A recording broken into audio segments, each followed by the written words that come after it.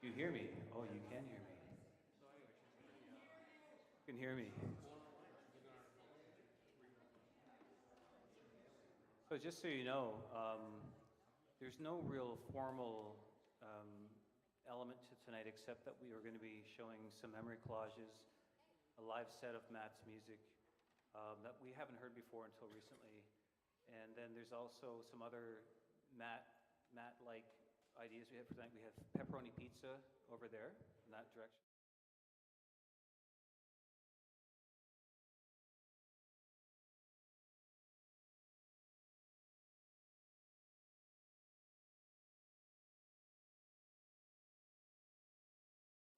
Some of the collectible things are things that some of us have at home that we brought together. Um, and the only other thing I was going to say, there are box sets up here of Matt's CDs, and you can take one.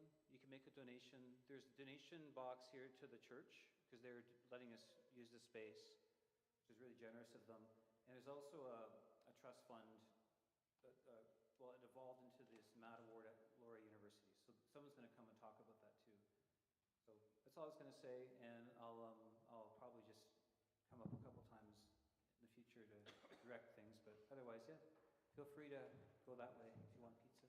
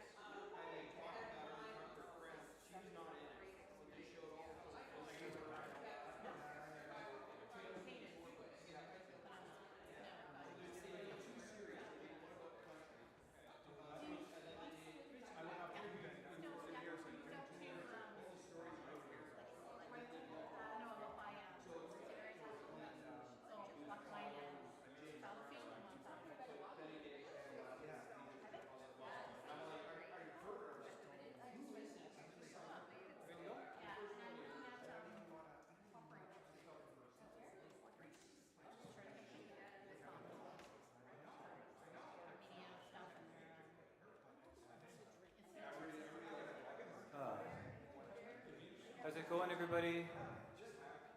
I guess we're going to start, and some people that are still out there, they're on their way in.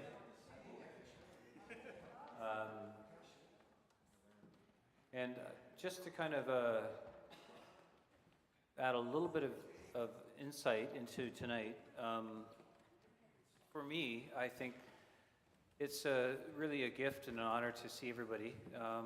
And I'm sure everybody here has stories that I would be shocked to find out there's not more incredible stories, Matt, about Matt, or even things that maybe someone witnessed him do at a show, or who knows. But the videos that we're going to watch, the collages, are going to have some really nice, I think, stories and memories of them, and I just appreciate this so much. And I think that I know Gloria does too, and her niece is going to come up. This is not her niece right here, if you're wondering. And that's Matt's cousin, and we'll say a few words before we start. I'm just going to give you one more minute. I just want to try and get more people in, and I'm happy to see you. There's somebody here, if you're wondering. I'm not talking to myself. He's dancing. And I think that there's just be a chance for us tonight. I'd love for everyone to feel like we can just kind of, take in what's here, help yourself to pizza, and probably we've got about an hour and a half total of video content, along with some people speaking. So that's kind of the gist of tonight, and also just to pay tribute to Matt. So, do you feel like coming up, Kristen? Sure, come on up, and I'll let the night begin. And after that, Sky, I guess we can just start with the memory collage, number 1.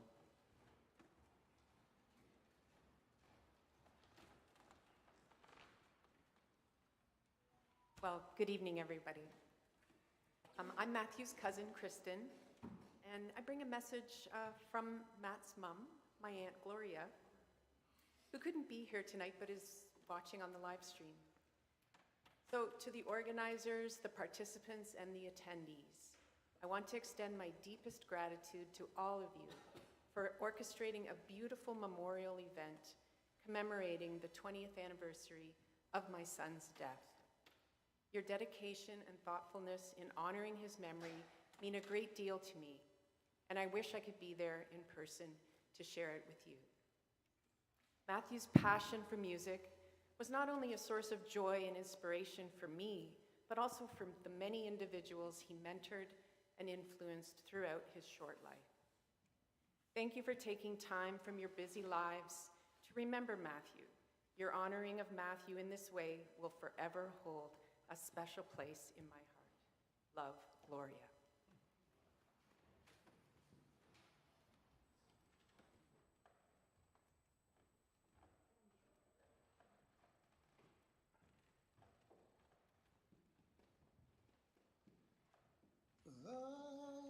Abide with me. Fast falls the eventide, though darkness deepens. Lord, with me abide, though other helpers fail and comforts flee. Hope of the hopeless soul, abide with me. I need thy presence every waking hour. None but thy grace can foil the tempter's power. Who like thyself my guide and stay can be, through cloud and sunshine. Abide with me. Hold thou thy cross before my closing eyes. Shine through the gloom and point me to the skies. Heaven's dawn awakes and earth's vain shadows flee. In life, in death, O Lord, abide with me. In life and death, O Lord,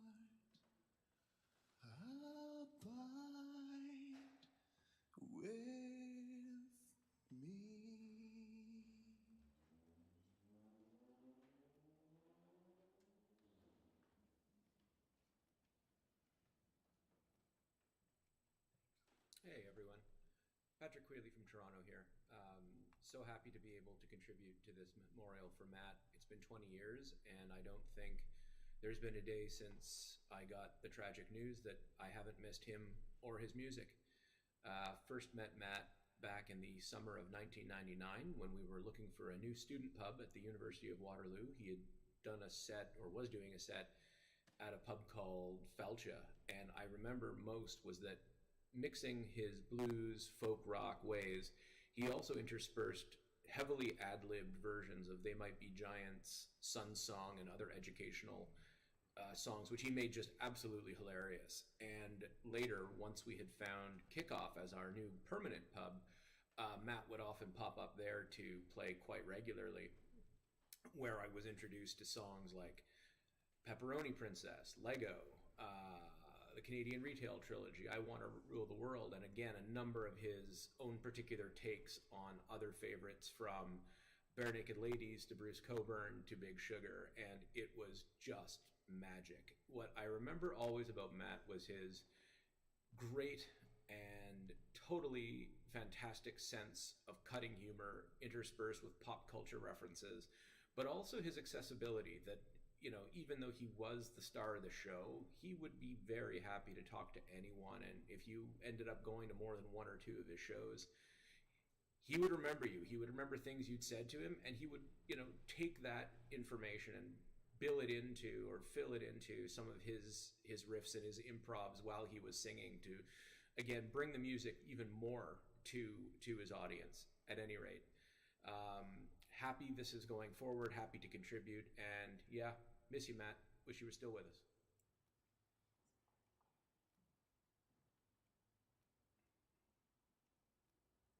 Hello, friends. My name is Jay Muna. If you know me, you might know me as a member of the band Uncle Seth that was associated with Matt for a number of years. You might know me as the guy who ran Matt's website for a number of years. Yeah, I was lucky enough to know Matt for about 12 years. I met him through mutual friends that went to Laurier. There's a lot of great stories I can tell, and obviously a lot of my stories revolve around music, and I was lucky enough to get to play with Matt on a number of occasions, as well as hear him on a number of other ones. I could pick from dozens of examples, but I think one of the things that sticks out in my mind was a night in May 2000 at the Free Times Cafe, and it was a triple bill. I was playing with Matt and with Pat Eng, who's a good mutual friend of ours, and there was just this torrential downpour, and I think like 3 people were in the bar besides us. Like, we might have like been half the audience of ourselves.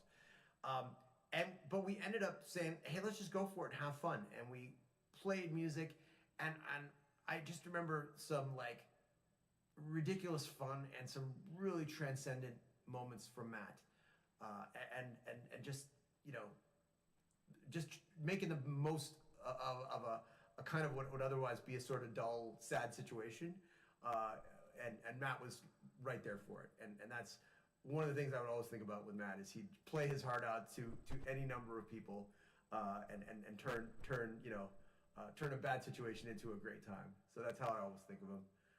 Yeah, that's my story. I met Matt Osborne sometime in 1999 at Chuck Baker's Monday Night Jam. And I knew that he had his own jam at the Circus Room on Tuesday nights, so I started to go, and I saw him play, and I started to show up early to listen to his songs and to watch him play. He was so fantastic, such a great guitar player with really great songs and an incredible voice, like amazing range. And he was funny. Matt was funny. He was the full entertainment package deal. When Man vs. Concrete came out, I think it was Oktoberfest, and I was a waitress at the Hoother Hotel. And in Oktoberfest, if you're a waiter, you don't really make that much money because nobody's going out to the bars. I couldn't afford to buy his album, so he gave me a copy, and I took it home that night and I listened to it, and I thought it was just amazing. And it had his business card, so I called him the next day and told him that I thought it was just really fantastic. And we had a nice chat, and I still listen to his albums all the time, and I have a great appreciation, especially now, for how fantastic he really was. And I feel lucky that I know him, that I did know him, and I have all these memories. And we still have all the songs. I think he left a great legacy. Hello everyone, my name's Gary Toms. Some of you won't know me, but you would probably know my son, Steve Toms, who played many times with Matt Osborne. He was a bass player. He actually joined the Winnebago Blues Band later on, and along with Brent Hagerman and Ian Mollison, and they were a really good band. They had an intoxic groove to them. And one of the songs that they played, I actually played on my dream project, which was a CD, my one and only. And 50 refers to age, and I increased it to 60 because it was more in keeping with where I am. Anyway, I basically did it as a tribute to both Matt and Steve, but also because it's just simply a damn good song. Anyway, I also used to see Matt from time to time at the Circus Room on Tuesday nights, where he conducted like an amateur night on stage, and he would always have people that were of a lesser talent come on stage, and he would play along with them, and he would always be very selfless and give them encouragement and advice, and it was so generous that it left a mark with everyone in the place. I would like to say that with regard to Matt, his best work was undeniably something that would be in the future, because what he left us was amazing, and his future work would be even far superior. Thank you. Hi, I'm Kristen, Matthew's cousin. One of my fondest memories of Matthew is when he was about 9 or 10 and just learning guitar for the first time. And he came to our house at Christmas and played Summer of '69 by Bryan Adams. And he was wonderful, and he played it a couple times. And then, of course, went on to create great music. In 1991, my husband and I were invited to Kiev, Ukraine, just after the fall of communism, after the Berlin Wall went down, and we were finally able to visit former Soviet countries. We went in there, and afterwards we decided to leave all our music for them, for the people, because they had no access to contemporary music. And of course I left one of Matthew's CDs,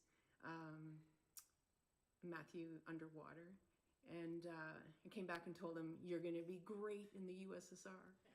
So those are my fondest memories of my cousin Matthew.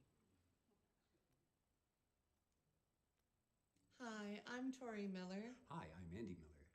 and we wanted to share some of our memories of Matt Osborne with you. First of all, our biggest memory. You know what? We're keeping this in the video for you all. No, keep going. Okay, so first of all, we met at the Circus Room, Matt Osborne, Tuesday night, Jam-a-rama. The fantastic Tuesday night Jam-a-ramas. That's where I met Matt. I came out to play drums and have some fun, and in meeting Matt realized that there was something very special there, and anybody who attended those open stages would attest to the generosity of Matt's spirit and warmth, and that's what kept bringing people back for, I think, 5 or 6 years to the Tuesday night Circus Room shows.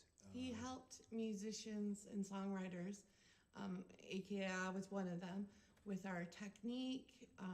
He also would introduce you to people he thought that your music together would mesh. Like, he introduced me to Billy Cope, and we were in a band together for a couple of years as well. So, but above that, see, we're not going to change this, that you're going to watch all this. Okay, so Um, he also played Cupid with us, and lo, these 22 years later, Yeah. here we sit. So we're still together, happy, and just grateful that he had the foresight for that. Another fond memory we have is after the jam nights. once in a rare while, we would get Matt to come out to Pepe's Pizza. It was often 2:30, 3 o'clock in the morning. We were very tired and very hungry, and those were really treasured memories for us to get him outside of the venue and hang out. I was educated, as was Tori, about a lot of music and wrestling. And, Yes, yeah, a lot of wrestling, yeah. a lot of wrestling voices. It was We didn't wrestle, we just talked about wrestling. no. We ate the pizza while he told us what we were missing out on. So, but I'm sure a lot of you have similar memories of Matt, and we look forward to hearing more memories of him today.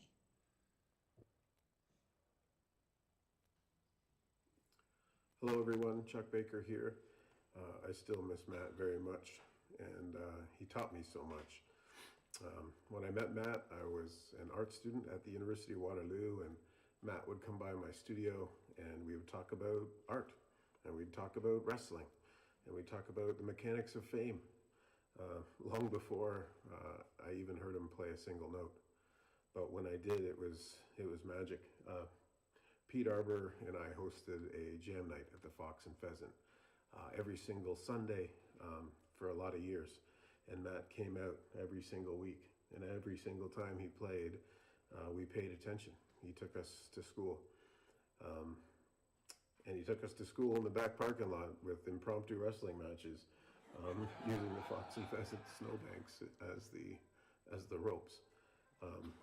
He also taught the patrons a lot about intentional acoustic feedback, playing songs like Wild Ox Moan by Big Sugar.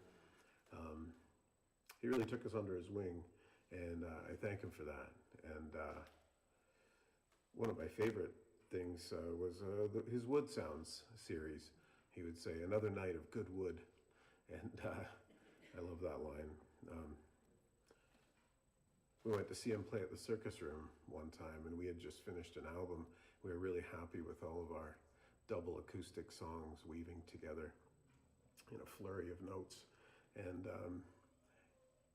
he played all of our parts by himself.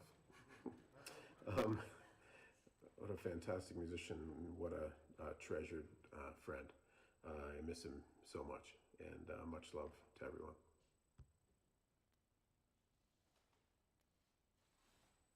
Hello, everyone. This is Janine Toms, aka sister of Steve Toms on the Rickenbacker bass. But we are here to talk about our dear friend Matt. He was a very gifted artist and talented beyond his years. Having said that, he was just such a wonderful and kind friend, and I feel very blessed to have had the pleasure to have known him. Matt was the type of artist who was willing to take chances. Clearly, being the 6-foot tallest freestanding trumpet is no small feat. He also was very kind and generous with his time. He had a long-standing gig at the Circus Room, which was such a fun night to be had. And he'd also put on open jams at the Rain Tree. And he always encouraged folks who were sort of working on their chops to come out and get some experience. And he genuinely felt that by bettering those around him, it was benefiting the music community. So we were so blessed to have such a treasure, and what a wonderful contribution to our community. Hi, my name is Melissa Marchand, and I first had the pleasure of meeting Matt Osborne as a plucky young teenager who would sneak into the Circus Room underage on a weekly basis to attend Matt's Jam-O-Rama open stage.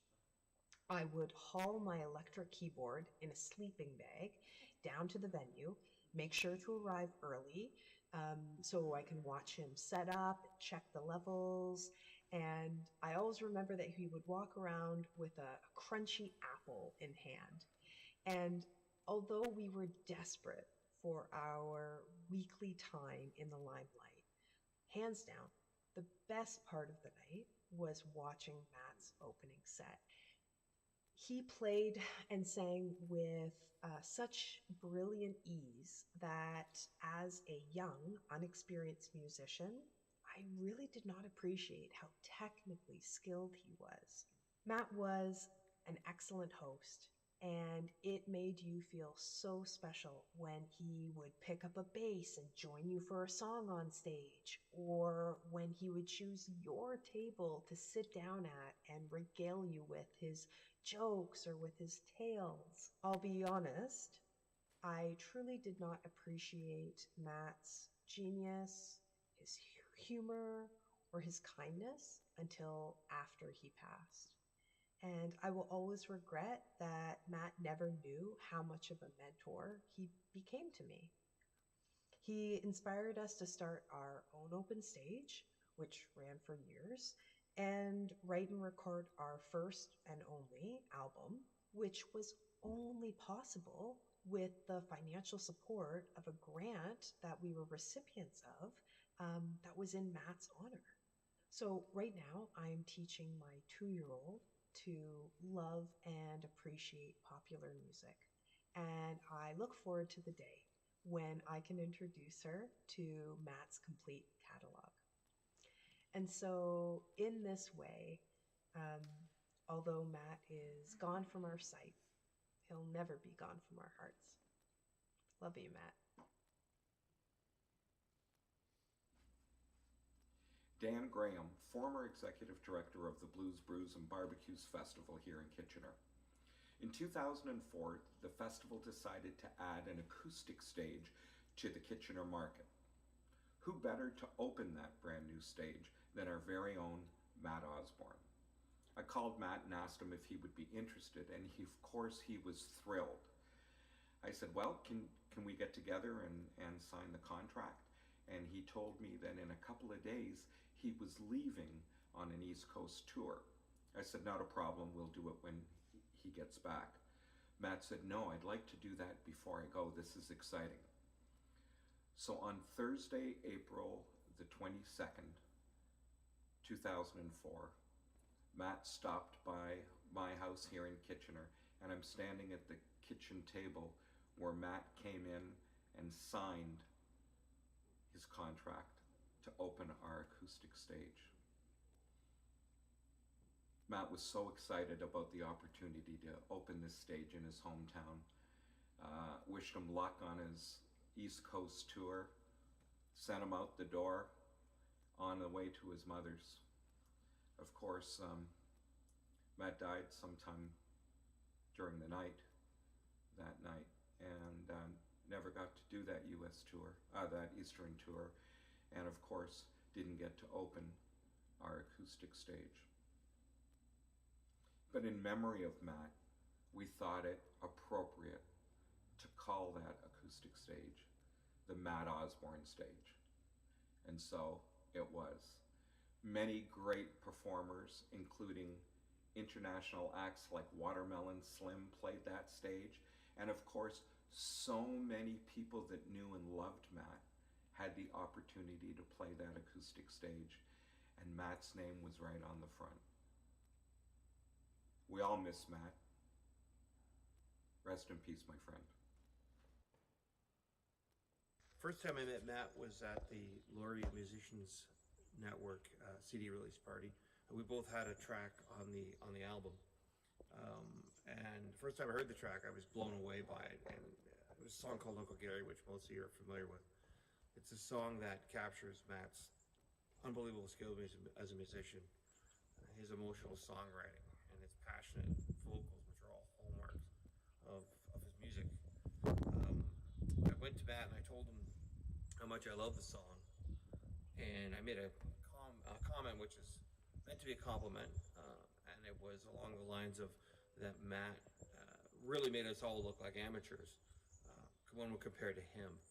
And of course, he deflected the comment because that's just who he was. But it's a statement that was true back then as it is today, 20 years after Matt has passed away. As an artist, he was just unparalleled, and I was so privileged to work with him. But more importantly, I miss him as a friend. I miss him. I miss his smile. I miss his laughing. I miss talking to him about almost anything, and I miss making him laugh. And 20 years later, I'm still haven't completely processed that he's gone, and I miss him so much.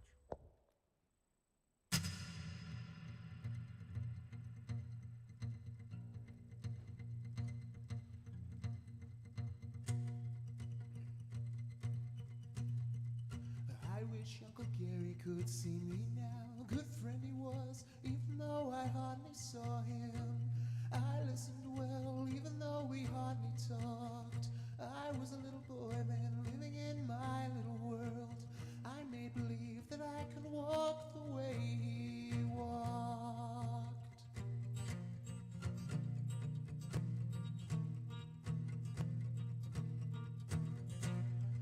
I wish Uncle Gary could see me now. I wish Uncle Gary could see me now.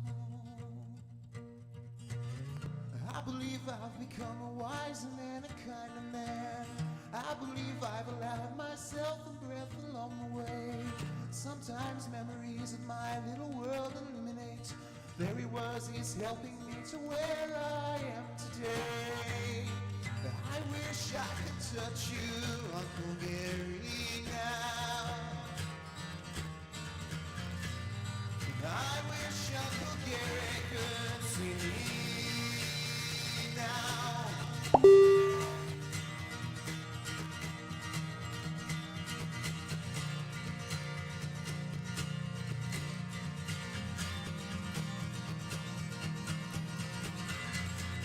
See you later, I've gotta go now. Back to the business of a sunrise at a time.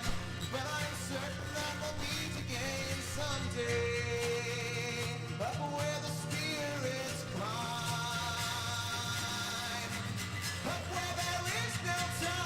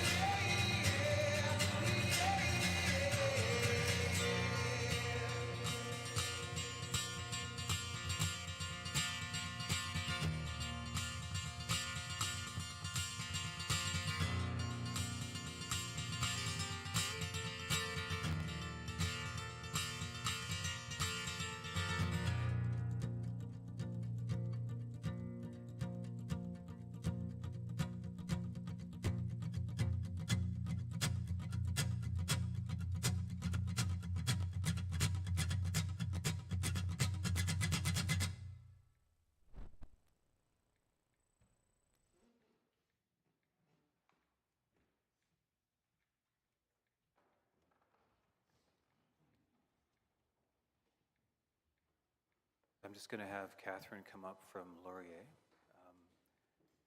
And she's just going to talk a little bit about the Matt Award. And if you have any questions, I can always try to answer those too later if you like. But thanks for being here, Catherine.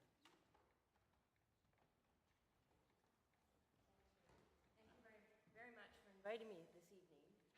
I had the privilege of, actually I was at university with Arun back in, well, we won't say when. I did not have the privilege of meeting Matt. However, I feel like I know him from so many of the stories that were shared with him. I had the privilege of working with Arun and Serge to help establish the Matt Osborne Memorial Award at Laurier. And I think that I brought a little bit of information to read for you what our students will see when they're looking at the Matt Osborne Memorial Award. And I think that it really speaks to who he was. And I just wanted to say, I think that his legacy will continue year after year in this award because he is continuing to help young musicians and songwriters. So it was established by family and friends for the late Matt Osborne to celebrate his life and to help benefit young aspiring musicians. Matt was an immensely talented singer, songwriter, guitarist, and writer who lived in Kitchener-Waterloo. Matt was extremely generous of his time and talent as a teacher, giving vocal and guitar lessons and by playing at numerous benefit concerts.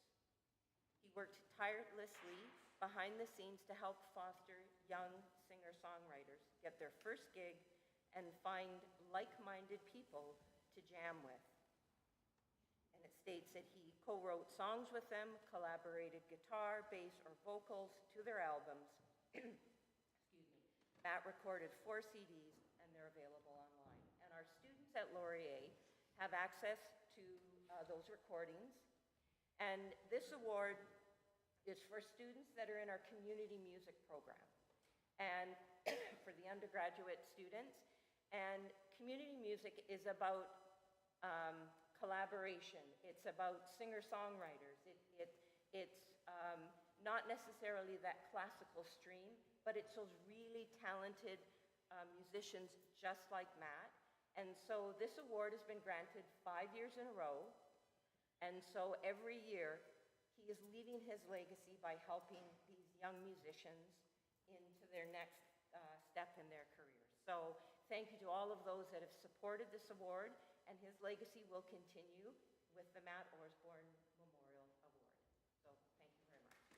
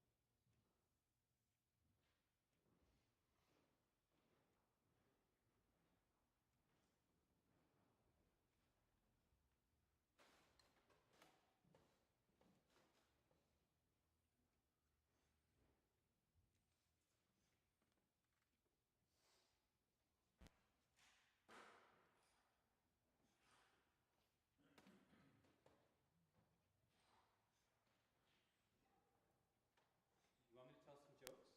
No? You said no. Tell whatever jokes you want. So, I was just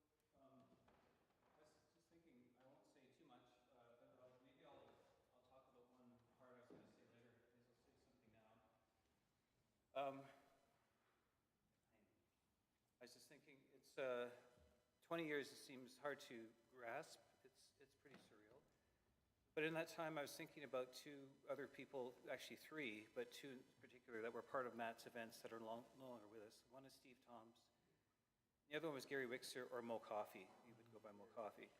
And I remember both of them fondly through, just their presence afterwards is incredible. So, I'll try my best, but Serge is still here. Serge, can you bring it for a second? Sure. 1 minute. So I was thinking, like we were, I guess we have a few things, but I was going to talk a little bit about what's here. Sir, do you want to talk a little bit about some of the posters and things that are? Yeah, sure. Matt was an incredible archivist. He kept pretty much every single poster he ever played. So I brought a bunch, and you'll see them laid out there. By all means, they're not a museum piece. Look through them, pick them up, look at them. There's actually some funny ones, wrestling ones, where there's one, if you remember, he was the KWF champion. He had a belt. You remember he used to lug around a belt all the time? Anyway, there's some funny stuff in there. This is a lot of, I try to capture as much as I could. There's Winnebago Blues Band, there's even one there from Zach Capella Group, there's the Matt Osborne Band, and there's all these solo shows. There's just too many. But I also brought, and it's on the music stand over there, it's handwritten lyrics by Matt, and you can see his like notes as he's writing. One of them, you don't see it, but it actually, someone wrote, actually on the Who Can Do You Right, someone says you should write more happier songs, Matt, on there. You'll see it a little in the margins. But there's actually a really funny one in there. You'll see it. It looks like it's something that belongs on a photo frame, like just a picture, a stock photo. And I put it in there, and you can see that it's that. But on the other side is lyrics. So it's you just get the sense that he had a song in his head, and he had to write it down like right then and there. So it's such a creative force. So there's a lot of really great stuff in there. I brought a magnifying glass because that stuff's 20 years old. A lot of it is written in pencil. So it's fading. So if you want to look at there's a lot of his songs but that's like literally about 20% of everything I have.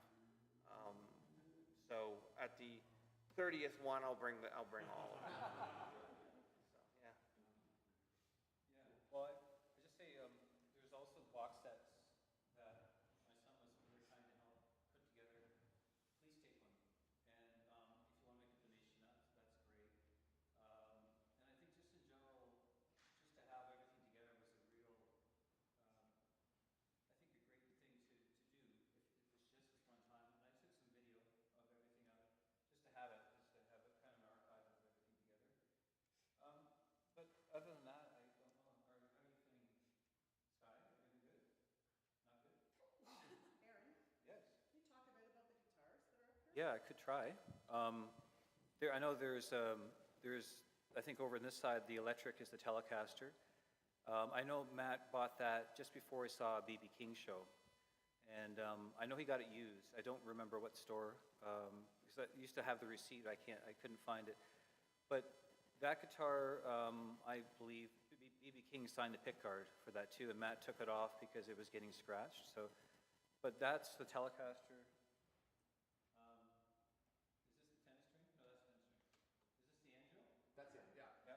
So I guess Tori and Andy brought that one, right?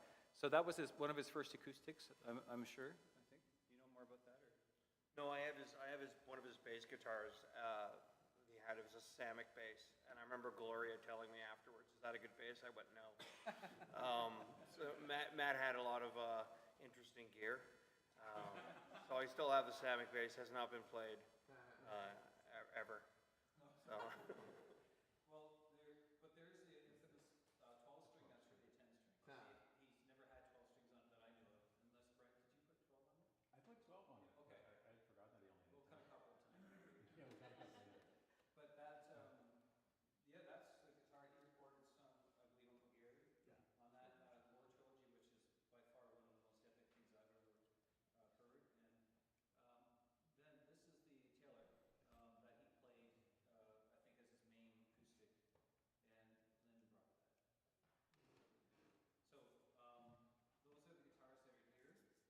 Far as what about the busted squire? Oh yeah, well, yeah, that counts, doesn't it? Here, I want to show you. I'll just tell you something quick.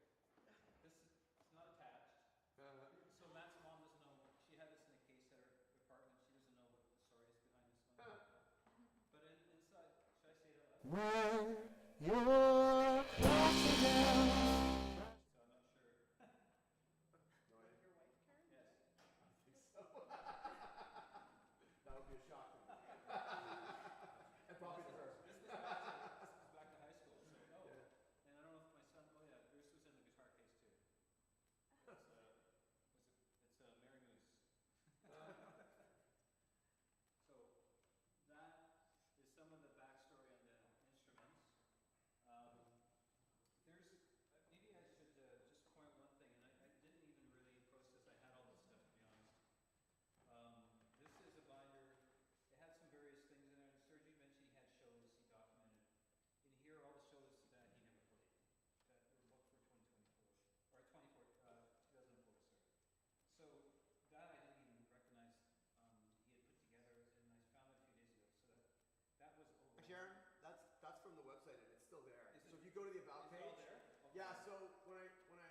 updated the website to the way it is now, that it's a memorial site. I kept the original, I basically copied the original website, and it's all under the, if you go to the about section, it's all under there, so all of those gigs are listed, all of his blog posts, like you can read all of that as if it was yesterday. Well, if you want to look at it, he had this crazy tour planned out west and back in 2 weeks, or 2.5 weeks, and it looked like the only person that would probably think this is realistic is Matt.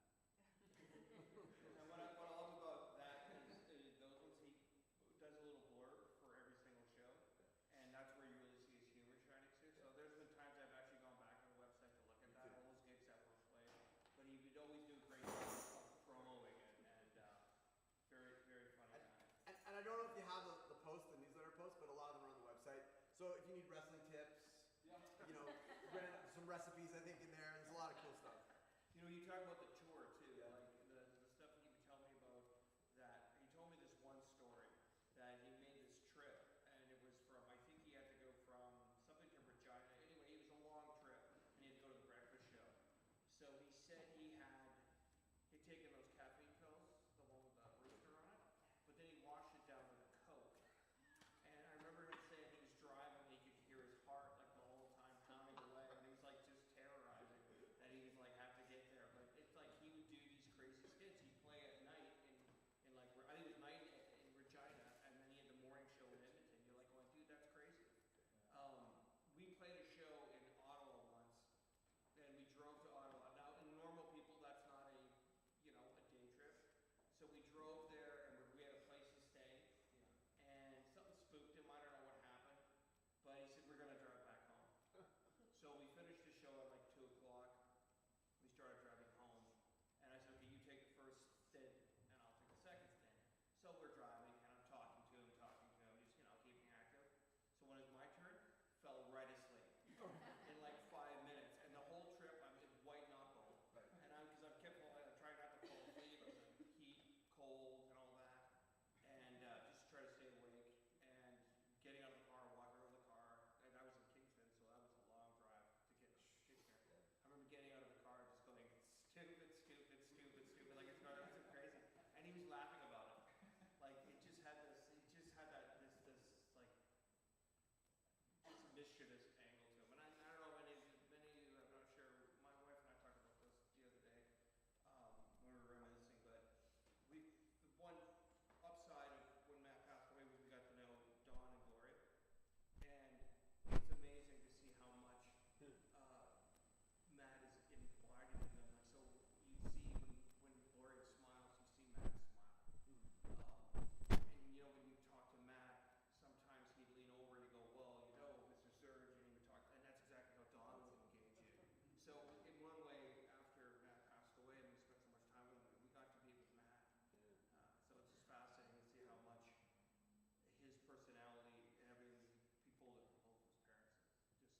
Just testament to how great parents and how much they made a difference to him. Well, I appreciate that, and I was thinking, I guess we're good to go for the second part, but I really appreciate that. And thanks for everyone that shared with these collages too.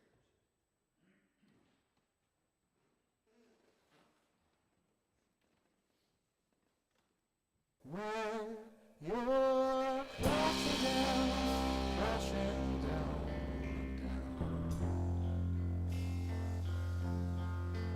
you're still going somewhere.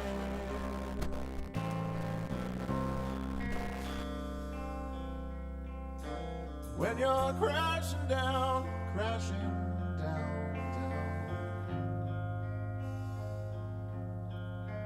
he's still going somewhere.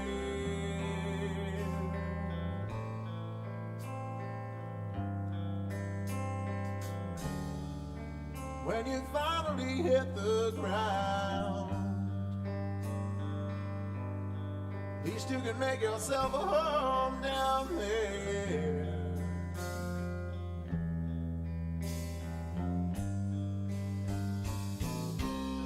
If anyone ever asks for me, just tell them I'm hanging around here.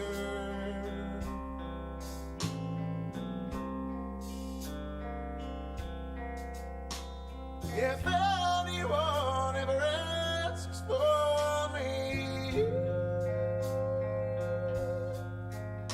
Tell them I'm hanging my memories right round here, right round here. Lord knows I'm hard to miss these days, except when I wanna disappear.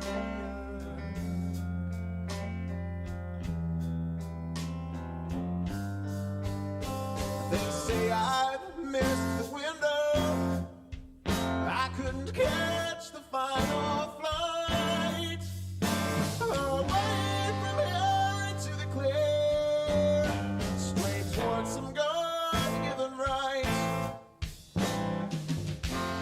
I'd rather not think about it. So darling, could you just hold me a while tonight?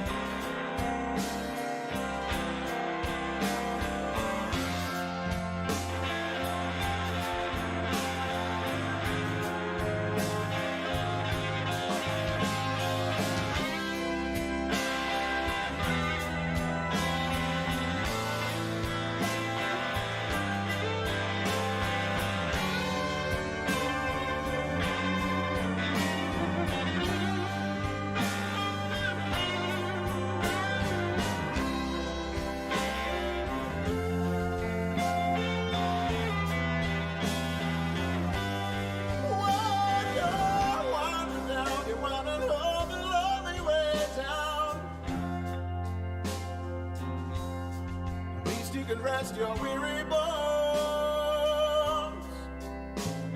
Rest your weary bones. Winding on the lonely way down. At least you can rest your weary bones. Rest your weary bones. So good.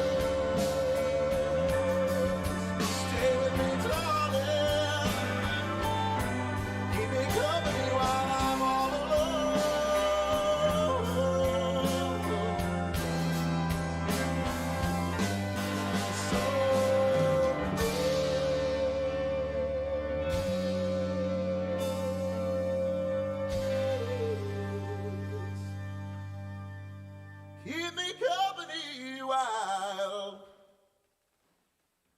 I'm alone.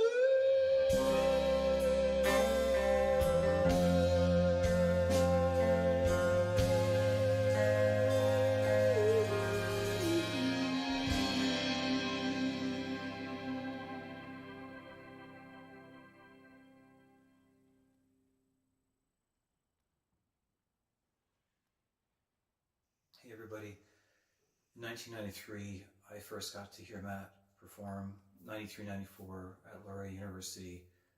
He sang Away with his a cappella group, and his voice was so astounding. I sat up in my seat and I was instantly aware this was a special person, a special artist.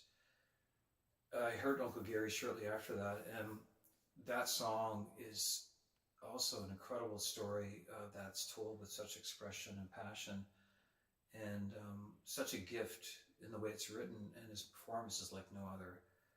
And it was like a spiritual experience for me. And I think the honor of playing with him, which Matt had asked me and Serge Salsky to be his rhythm section for his Underwater CD release in 1996, I believe, the end of that year. So it was an honor to be asked by him. And I can't tell you how many times over the years of performing with Matt and recording, the hair on the back of my neck would stand up. With just this sheer tone of his voice and the way that he was, that perfect combination of every aspect you can think of in the musician, from the writing, the playing, the performance, his voice, his tone, his musicality. And I think with that in mind, it's no wonder that we were still blown away. Years later, shortly before he died in 2004, I was recording War Trilogy, and he was doing that song Live Off the Floor with guitar and singing. And after one take, he absolutely killed it. And it was a 10-minute song. He didn't really make any mistakes, I could tell, and it seemed perfect. And he said he could do better, and he actually did on the next take. And Serge had just come over to hear that second take. And at the end of it, Serge looks at me and he swears, because he knows it was something incredibly special that we witnessed. And that was Matt. And I know I'm going to be going over a little bit over time. I just wanted to say thank you to everyone that's contributed and shared stories and memories. And hearing them has been, it's very, very bittersweet. I know how much we all miss him, and I want to tell Gloria that I'm so grateful we could share this with you. I met Matt at Laurier in the early 90s, and we both stayed in the Waterloo region after we finished school. And we hung out a lot. We were good friends. Again, so many memories. Matt was the undisputed thumb war champion of the world. But the one that I want to share is my last memory, which is kind of bittersweet. He and I, we didn't have a falling out or anything like that. We just, got busy, didn't see each other a whole lot. But I ran into him in September of 2003. That was about 7 months before he passed. And I gave my phone number. I said, hey, call me, we can hang out. And he did call me, he left me a message, but I'm an asshole. I was working 2 jobs at the time, and I just never returned his last phone call. And of course, 31 years old, you don't expect not to see someone again, right? So, not too long after he passed, and of course it was obviously, everybody was just so devastated by the sudden shockingness of it. But I had this dream about Matt. And when Matt worked at Blockbuster, he was allowed 5 free movie rentals a week, but he didn't have a VCR. So he and I would frequently watch movies. He'd come over to my place and we would watch movies together. So in my dream, we had just finished watching movies. We were in my room, and he was gathering his stuff to leave, and it was dark in my room, and he was standing in the hallway, and I was standing in my room, right? He was in the light, and I was in the dark. No, nothing metaphorical there. And I handed him his backpack. Now, if anybody remembers that backpack he used to carry around, it was made of canvas. You could get them at Byway for like $5. And I think he put his cords in it when he had a gig, and he always had it with him. So it's one of the things that I guess I really kind of held on to subconsciously. And in the dream, I handed him his backpack, and I said, do you have everything? And he gave me this look. He smiled down at me because he was so much taller than me. And he said, and he didn't say anything, but he gave me that look. Now, I don't know if you remember that look. Matt had this way of smiling at you. And it was warmth, and it was friendship. And in that moment, that was when he said goodbye to me. And we didn't say anything. But I knew that he was good, and we were good. And I woke up, and now, yes, okay, maybe it's my subconscious sending me a wish fulfillment. Or maybe he really did come and see me. Even if it's just to prove, even in death, he's less of an asshole than I am. So I wanted to share I have so many fond memories of Matt, but I wanted to share my last memory of Matt. Peace, Matt, wherever you are. Miss you so much every day. Cheers. I first met Matt at an open jam night at the University of Waterloo. I got up and sang a couple songs, and he came and talked to me after and made me believe that I am a musician. Before that, I was just a wannabe. And he offered to help me with my guitar playing and my songwriting, and he helped me record 2 of my originals, and I will be so forever grateful. I miss him so much. And I have his recording of his solo he did on one of my songs that just will blow you away. And here it is.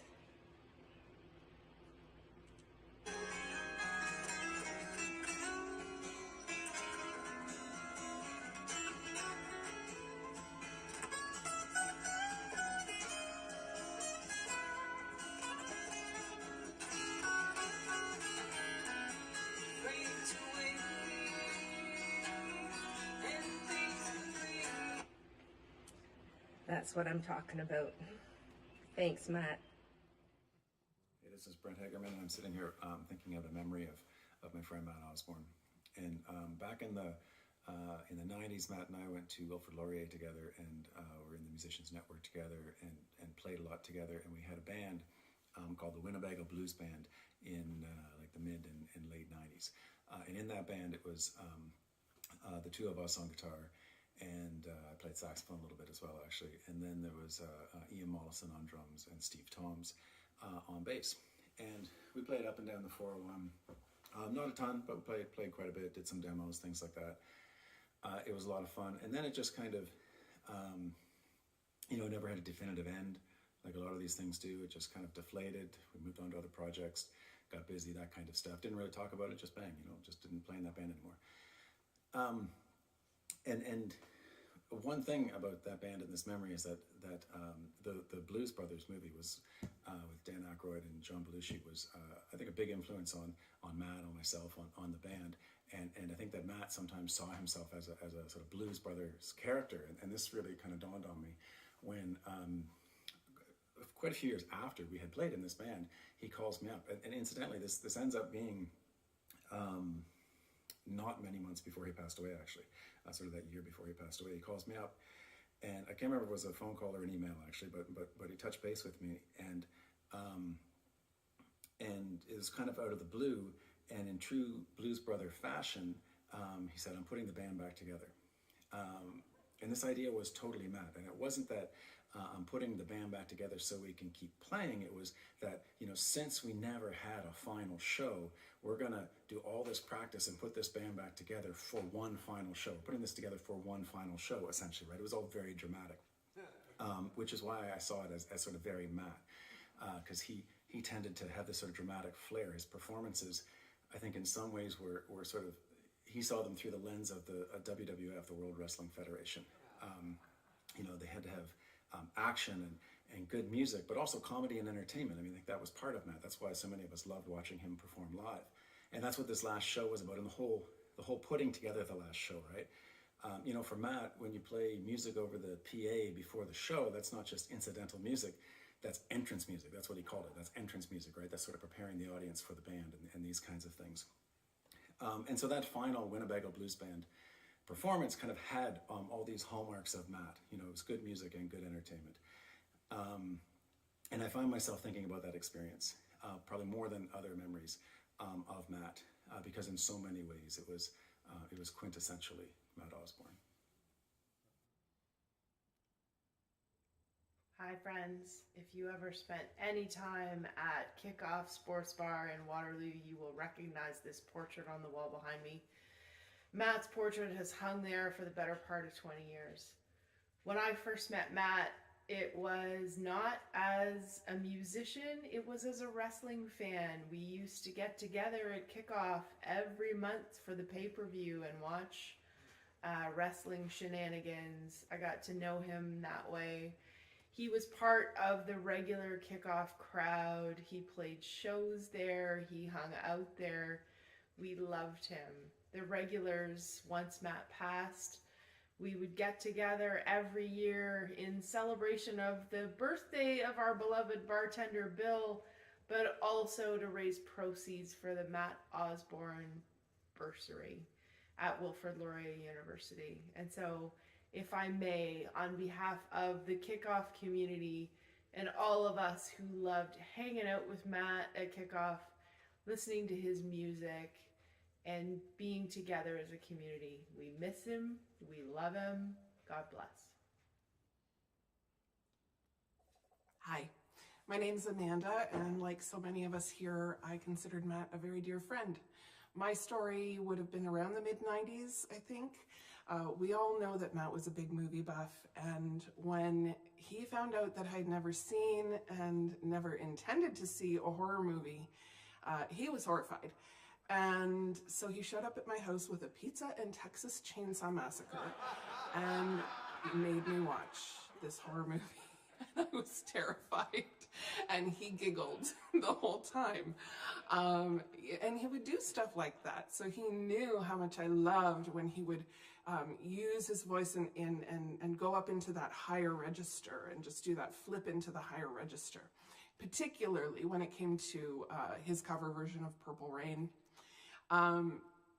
And he would, when I was in the audience, he would hold that note, he would hold it and hold it and hold it. And it had a visceral reaction for me. I would get chills, I would get goosebumps, and I loved it so much. And he did it on purpose. And that was just who Matt was. When you had a button and he found it, he'd keep pushing it. But he always, at least I felt, for me, he did it with love, he did it with joy and a big, warm, wonderful heart. Thanks. Hello, I'm Martin, and I'd like to share some Matt Osborne stories with you. I went to Wilfrid Laurier for music in 1992. I'd expected there to be a wealth of hip musicians that worshipped prog rock and loved jamming all the time. Turns out, I had a lot to learn about the academia side of music.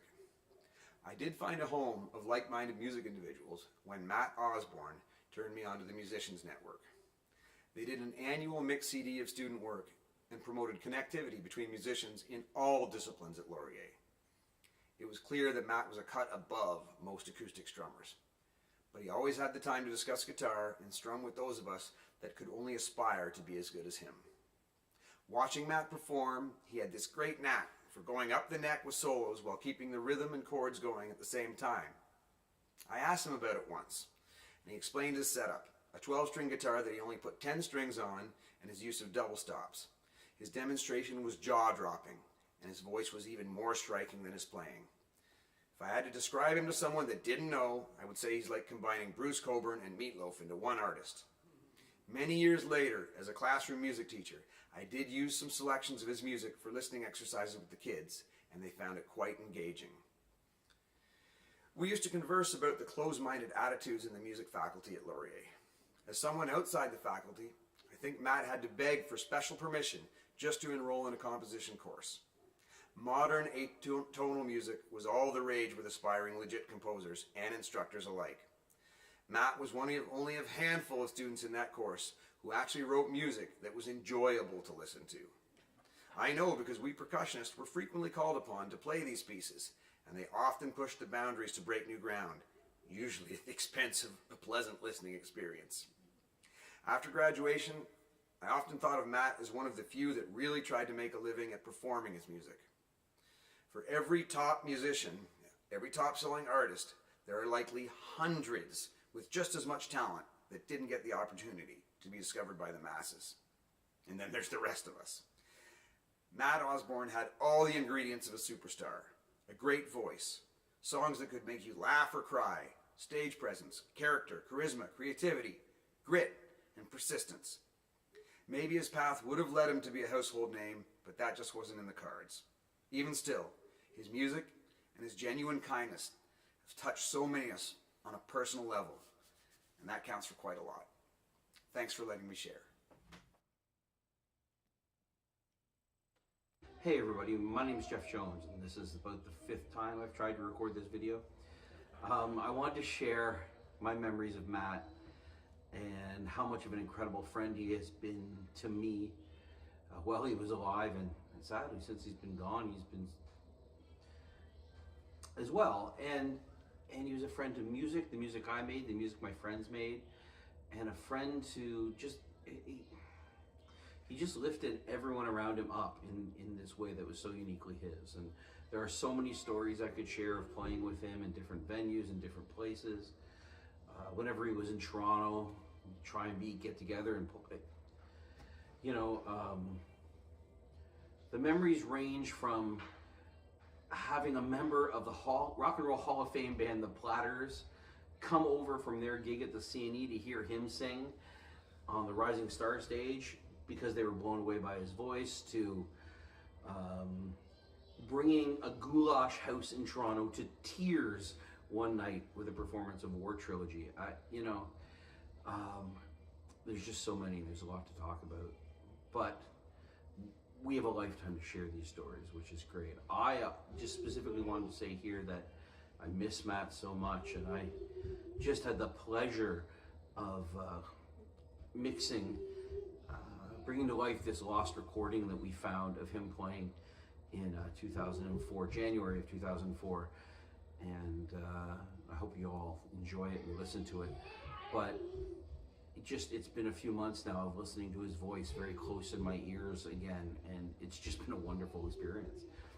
It's in the tiniest way like having him back. It's not really like that, obviously, but anyway, I hope you love listening to that. I know I'm going to listen to that for years to come as well. Anyway, I just hope we spend the rest of our lives talking about Matt on and off, or whenever we can. He's been such a great influence. Thanks. Our next act is singer-songwriter Matthew Osborne. He's released 2 CDs of his original material, Doggy Blues in 1993 and more recently Underwater. Based in Waterloo, Ontario, Matthew is a well-rounded musician playing guitar, bass, harmonica, drums, and he blends all styles of music into his songs, and he puts on one heck of a show. Here he is, Matthew Osborne.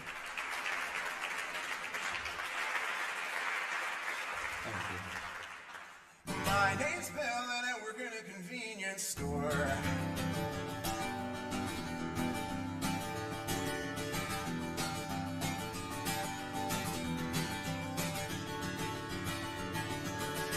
Guess it's a pretty dull life that I'm leading. I'm either standing at the register or I'm home sleeping. I don't go out on Saturdays, I work the weekends anyways, but my bills get paid so you won't hear me weeping.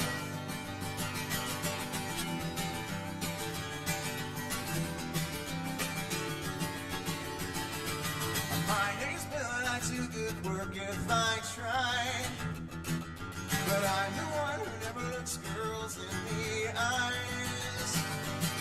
I know they're laughing when they're gone, I bet the whip automaton, standing there they wonder if that's how you die.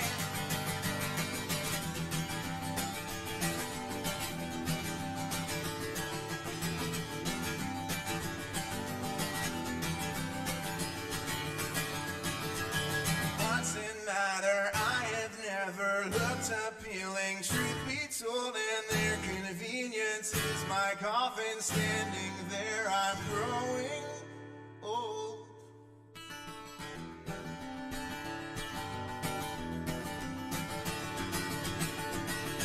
My name's Bill and I do enough to not get fired, but I'll be moving a muscle all day leaves me feeling tired.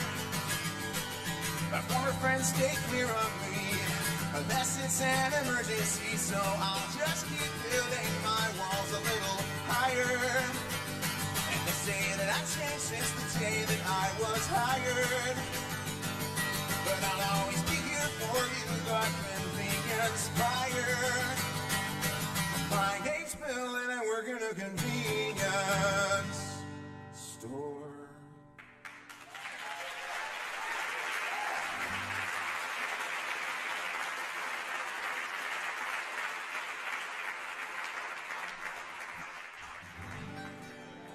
This song is about a subject that is also near and dear to all of our hearts, I'm sure. It's about pizza. And my fantasy about being a pizza delivery person, although I never was a pizza delivery person, I may be. Call me back in January, you'll find out if I'm being You'll find out then if I'm a pizza delivery person or not. Anyway, this song is on my album. It's called Underwater. Available, I don't know, in the trunk of my car, I guess. It's the main.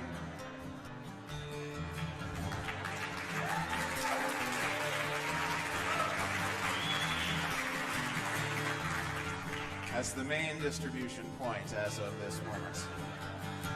Anyways, this is not a rebel song. This is Pepperoni Princess. Let's go!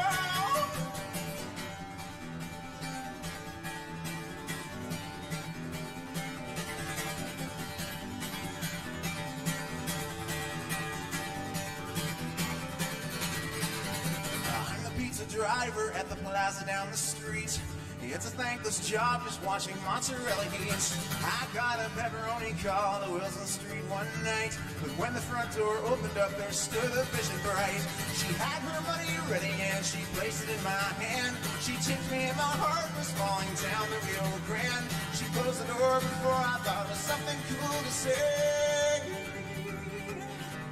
I guess I'll just walk away, okay.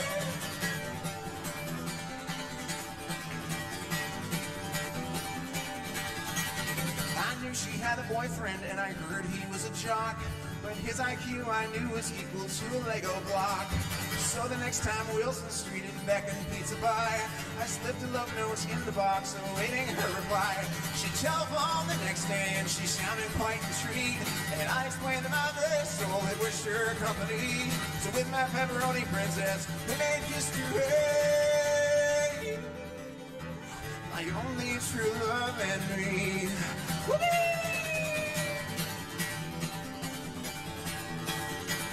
I smell a bridge going through. I thought I was in heaven, I thought she was my queen. I thought I was the luckiest the world never seen. Here it is, slices of life with no belief. My pepperoni princess and me.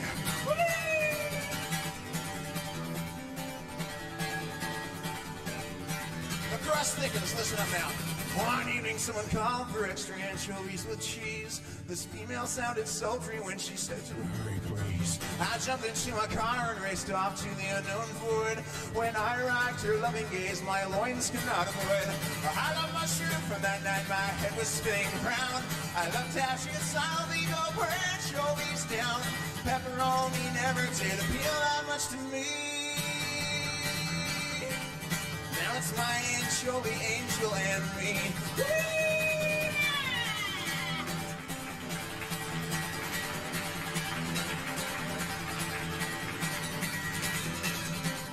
I love those anchovies, man. You know it. Thank you very much. My name is Matt Osborne. Hit 18. Matthew Osborne recorded live at the Glen Gould Studio in Toronto as part of the Ontario Arts Council Showcase last fall.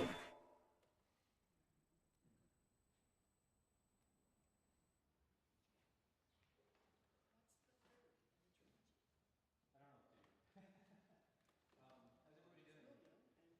We've got a short live set that's the set that we hadn't heard before, but there's also a small idea, a cool idea that, I don't know, Tori, are you up to doing this? Maybe you can sneak up while I just say one really quick thing, and I don't want to let, maybe you could read it from here. Yeah. But it's, as Lynn and everyone knows, Spock was a part of Matt's life, apparently. I know less about this than you guys, so. I don't need you to open it. We can, okay. But anyhow, it'd be a small or short reading from Leonard Nimoy, which is in, I guess, just a quick ode to Matt and his Jamoramas. And after that, we could just go ahead and play the live set. So Matt always used to read a poem every night at the Circus Room Jamoramas, and today I thought I opened it and this is the poem that was there. So I thought that's the one that I should share this evening. It says, "Today time has stopped.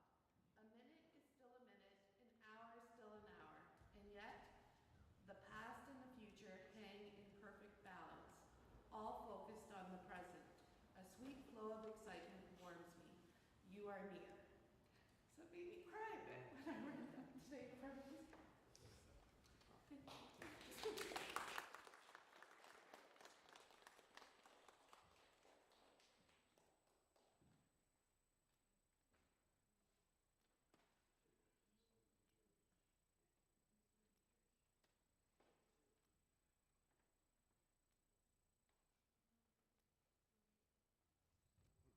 My name is Match. Do not be alarmed. I am supposed to be here.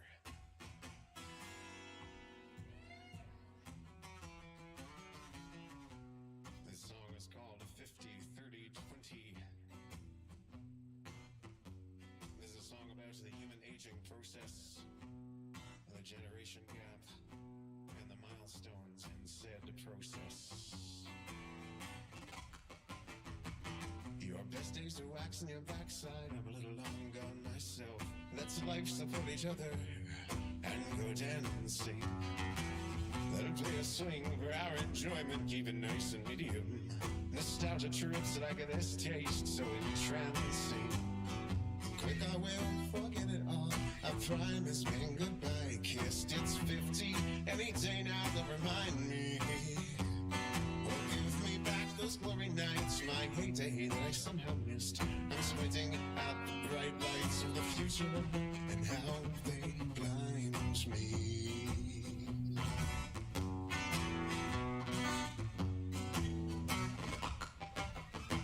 Your midriff is starting a backslide. I'm a little long in the belt myself. They owe us big of these kids born after Star Wars. We reinvented a discontented, gave our age that nifty letter. They're making saints and martyr types from our horse. Quick, I will rewrite it all in uppercase on how a grievance list hitting 30. They inform us most unkindly. Give me something I can clutch before my memory turns to mist. I'm spinning past those days of whiny poses left behind me. In honor of Tara Thompson, trumpet player extraordinaire, this is the pseudo-authentic jazz trumpet solo. I do not play the trumpet, I never have played the trumpet, I probably never will play the trumpet, although that is not to malign the trumpet in any way. It is a fine member of the brass section. I will therefore transform myself into the world's tallest freestanding trumpet. For your dining and dancing pleasure, I will even put a mute on the trumpet halfway through the solo, because that's just how it's done. Thank you very much.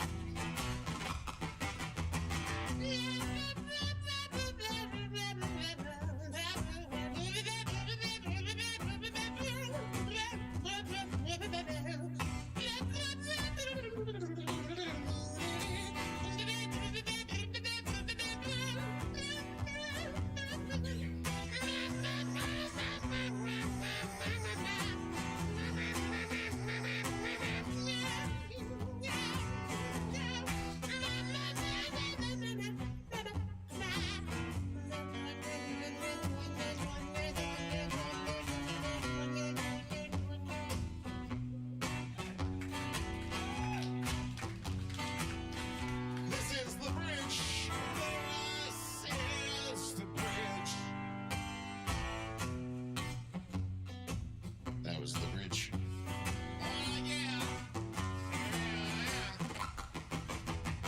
Those bubble-headed hippie types, they're closing in. They like to shout, never trust an old guy wearing sandals. We're not in the Mojave Desert, but common wisdom's drying out.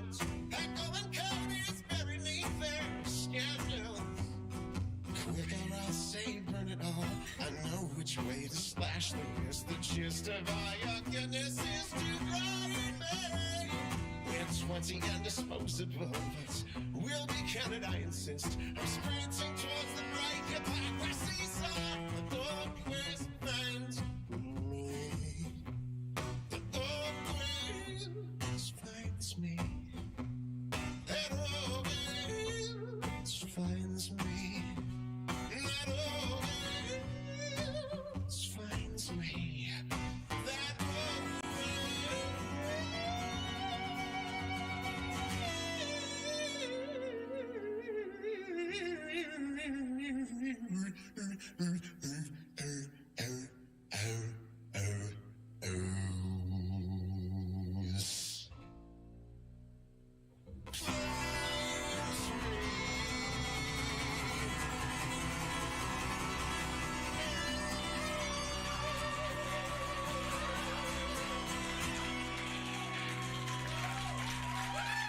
Yes, indeed. Thank you very much.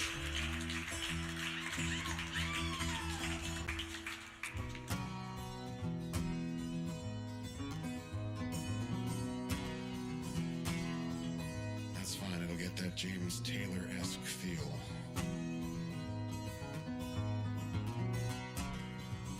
It is a true story called I Want a Girl with Glasses.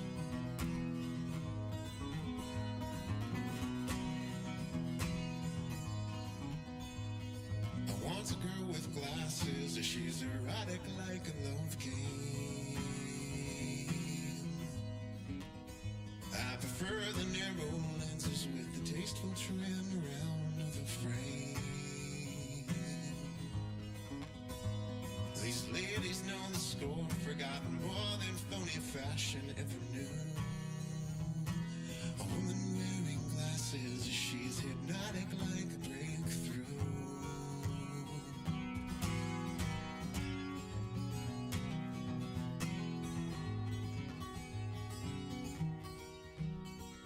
I want a girl with glasses.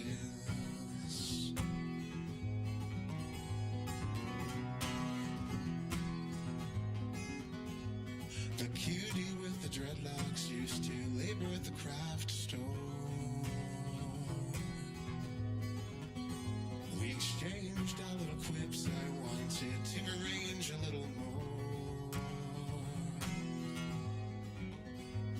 I used to wander in and watch the sunlight hit her skin all afternoon.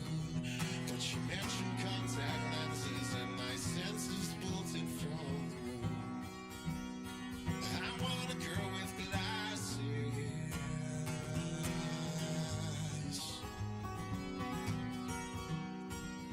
Help me find a girl with glasses.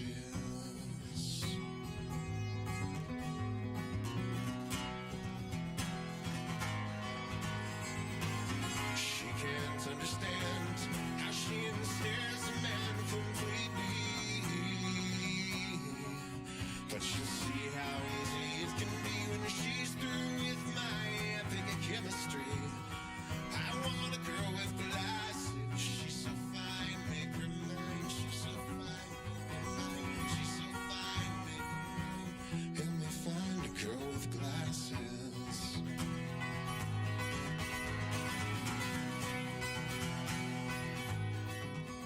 If you've got a girl with glasses, you'll get a gobbled by the goodness.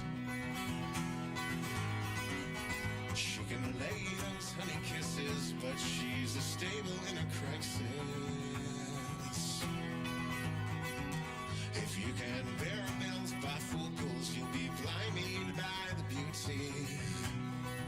She's a vision of a version of perfection floating towards me, a prescription for production of affection in the city, a superlative selection for gentlemen's proclivities. I want a girl with glasses. She's so fine, make her mine. She's so fine, make her mine. She's so fine, make her mine. Never mind the blinded masses.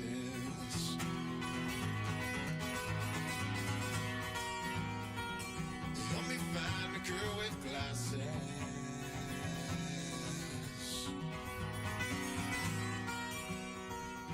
Wearing nothing but her glasses.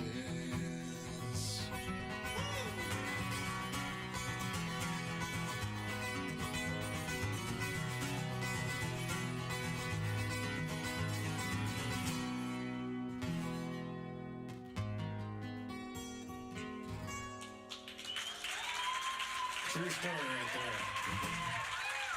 Thank you very much.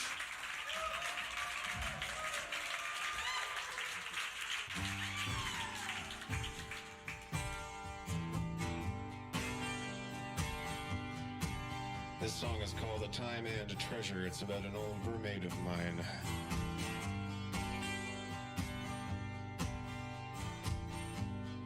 Who was a felon.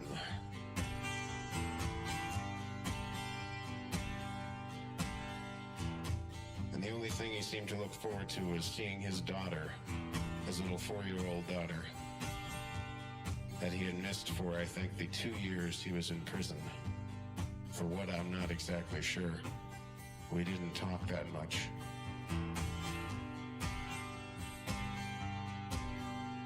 I can't believe I'm here tonight, but I've had 5 years to make it alright. Watching the warden's car depreciates. This was all for you, my lovely, but she never let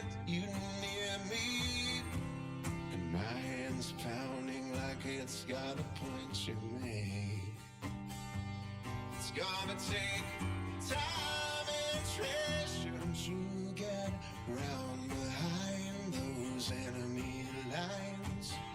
Time and treasure to make you mine.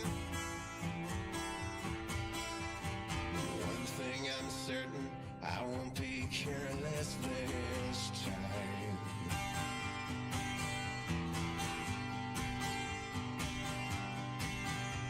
I didn't even need your picture. It's in my brain, just like a fixture. Feeling those wasted months disintegrate. It's only you could be losing me. This whole planet thinks I'm dirty. If I just gave up, they'd all celebrate. It's gonna take time and treasure to get you across her invisible lines. Time and treasure to make you mine. One thing I'm certain, I see this as a sign. You won't recognize me, 'cause Daddy's been away for a while. Now that we're together, we'll go out in style.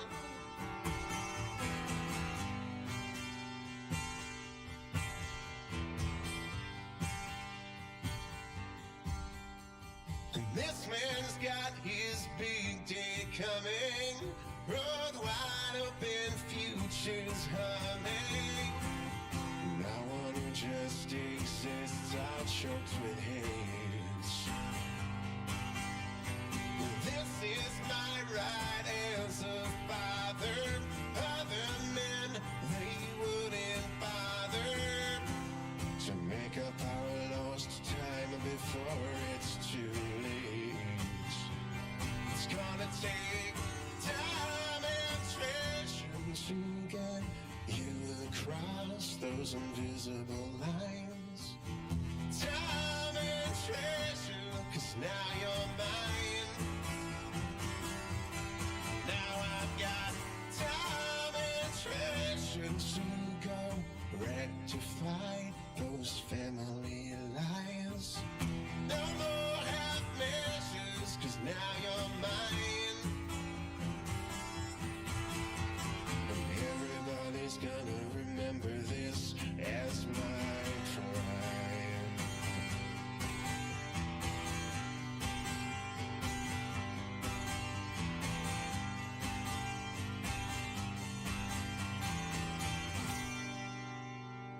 It's called Time and Treasure.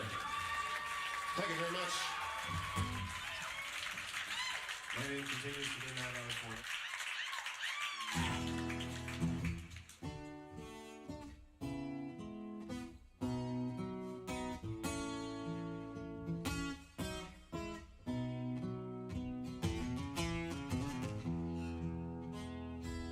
Thank you for making me happy again.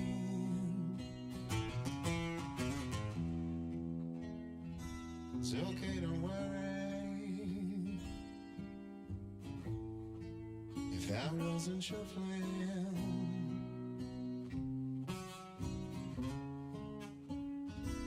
'cause I know you're sorry, baby. Can't look me in the eye. I had to believe. I don't know why.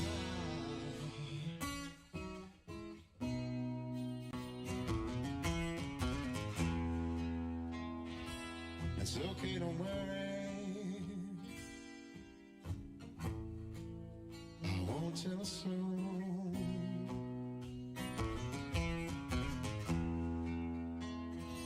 You didn't come home last night, but you weren't alone.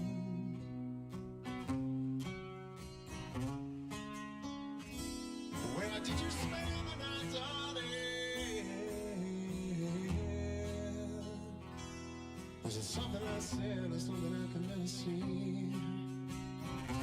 Was it just time to let me know I'm finally forgiven for what you did not feel?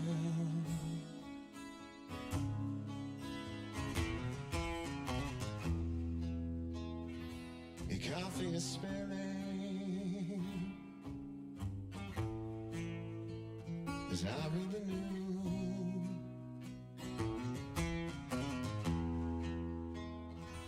There's a strange silence, like I'm alone in the room. Maybe the time is right, darling. The sweet sting of your lies, and I'm to believe. I know why.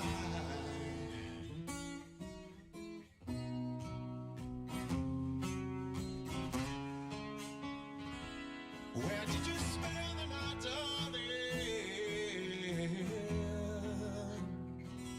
Was it something I'd said or something I could never see?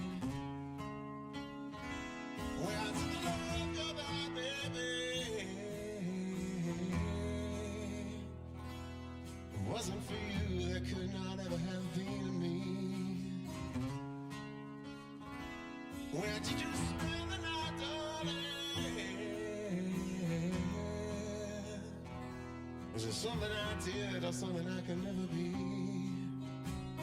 Or was it just time to let me know?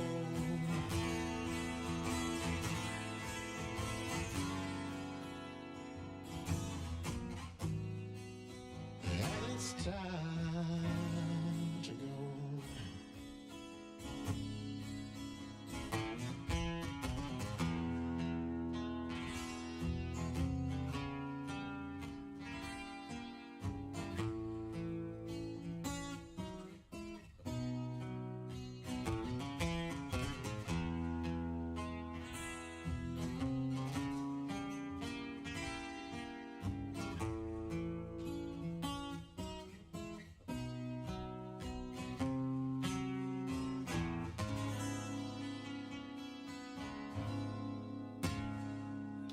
That's called Time to Go, Minister Roger.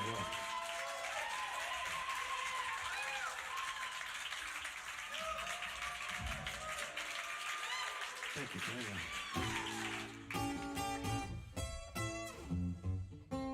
This is a song about Uma Thurman.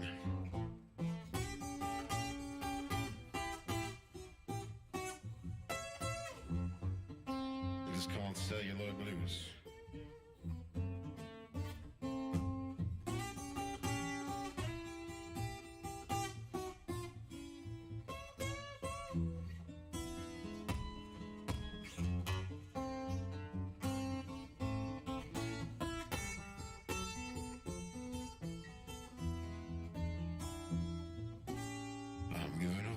This evening, there just ain't no hope at all.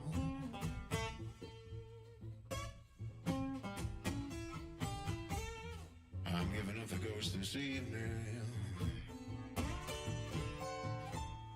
There just ain't no hope at all.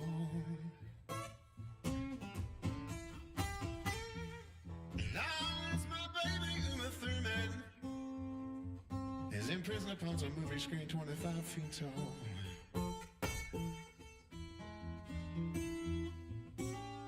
And I've seen all of her movies, and I've read all of her interviews, every single one of her interviews. And I've seen all of her movies, and I've read all of her interviews.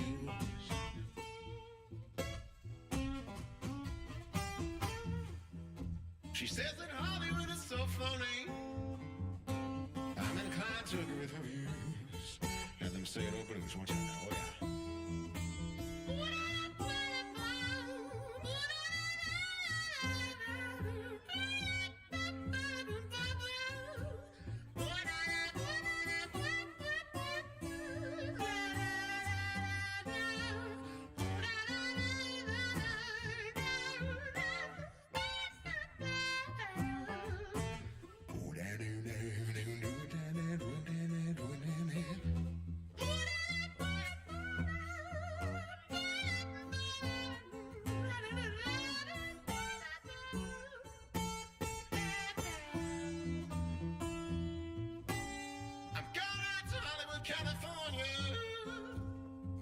got this script that she just has to see.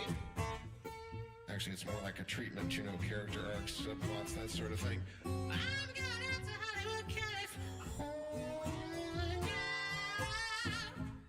Just got this script that she just has to see. Tell Harrison, private investigator, to find out where she lives, and I'll hand deliver that script right to her front door, and she'll stand there in the door reading, because she's not stuck up like those other actresses. She'll understand that she has to be in this movie with me. I'm giving up the girls that she made. Well, this thing will hold it up.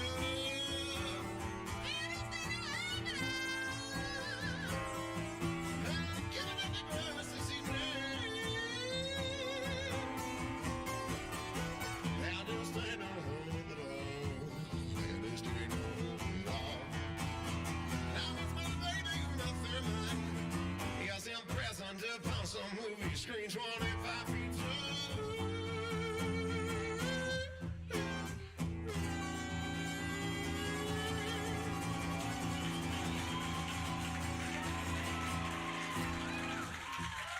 Let's go, Sailor Blues right there.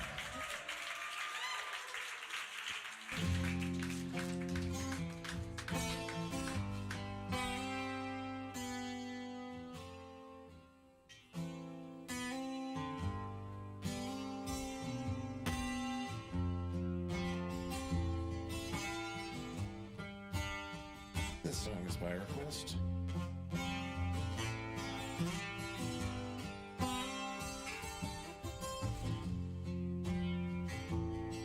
It's from my album. It's actually from two of my albums. Very confusing. The song is called Channel 36.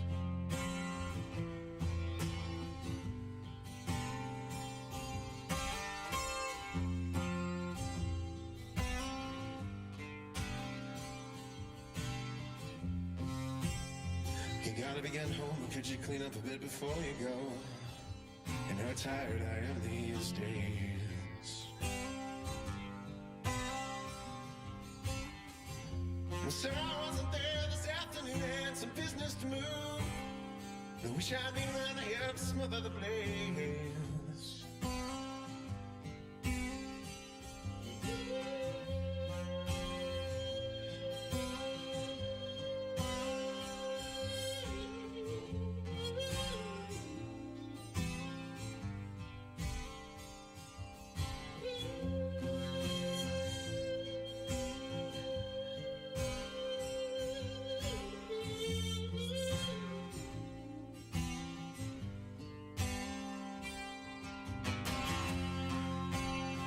You brought up this place and anyone ever tell you that?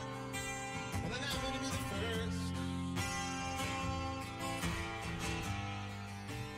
This ain't your boss talking now, this is just another good person. And getting thrown up against the worst.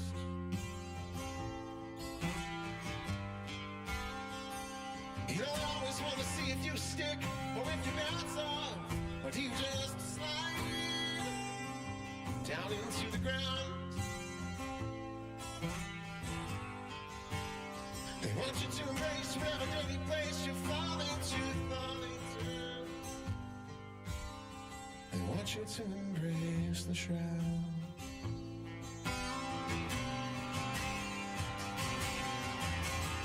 They want you to embrace the shroud. They want you to embrace your own shroud.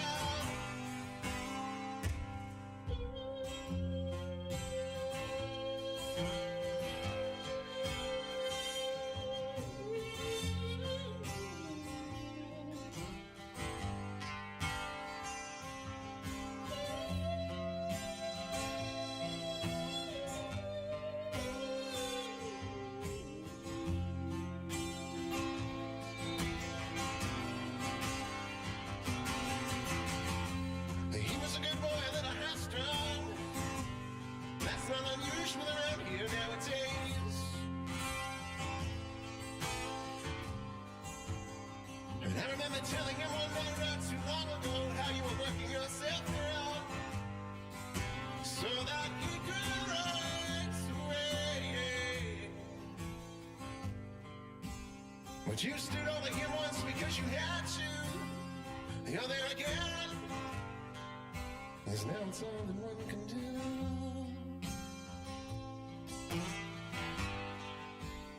You don't want to turn son against mother and brother against brother. Till there's nothing left to use.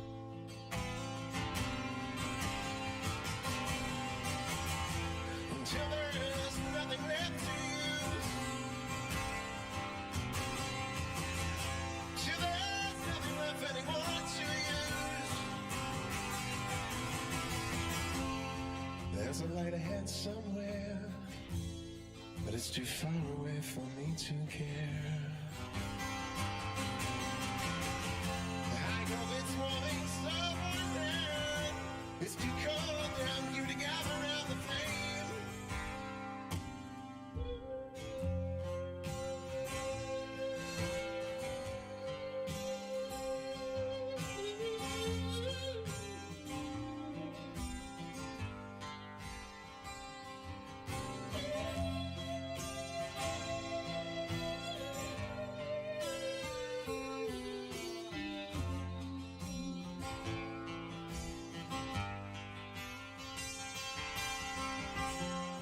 Get yourself a home and hope that someone holds you in this before you go.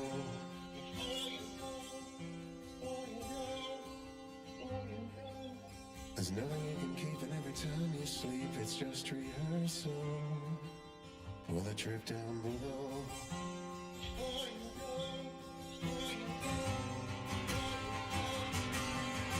Never enough time to do what you think is right. And others shouting for yours, too loud, too loud, too loud, too loud. But the gears grind on until the piece is gone and nothing's left. Nothing's left except the shroud.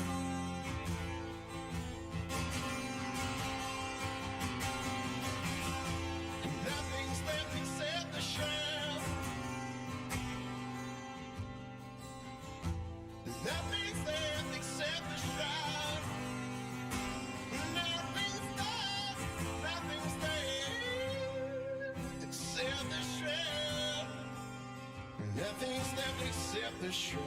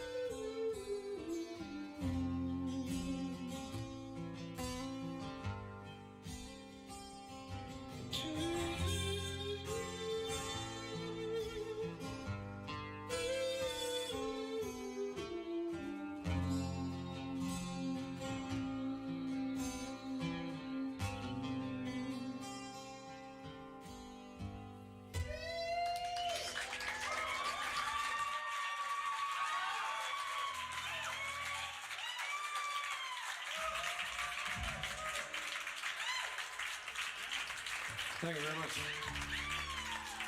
Maybe one more very quick song here. The song is called Locomotion. It's an instrumental.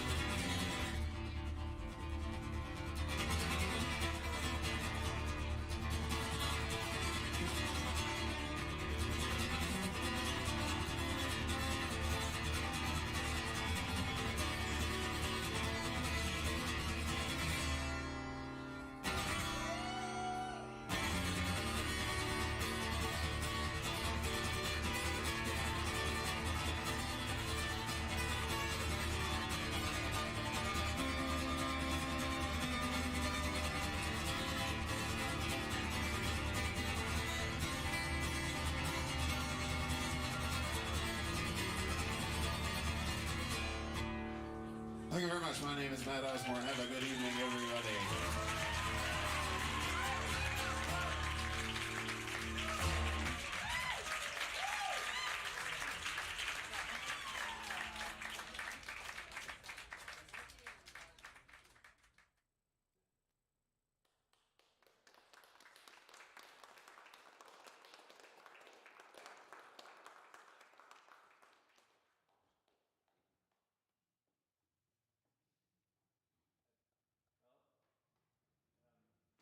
Aaron, can I say one thing about that? That set. So yeah, you mentioned on there that Jeff Jones just mixed that, and it's available now on like all the digital services. So if you look up Matthew Osborne Time and Treasure, it's on there now. You can listen to it all again, and some extra tracks as well. So. And I don't know, there's a song on that set that I've never heard before. Me too. Time and Treasure was, actually I should express one thing that Serge had said to me, probably before Matt died and after. That was a song that Serge, Matt brought to us just maybe within that year before he died, I guess,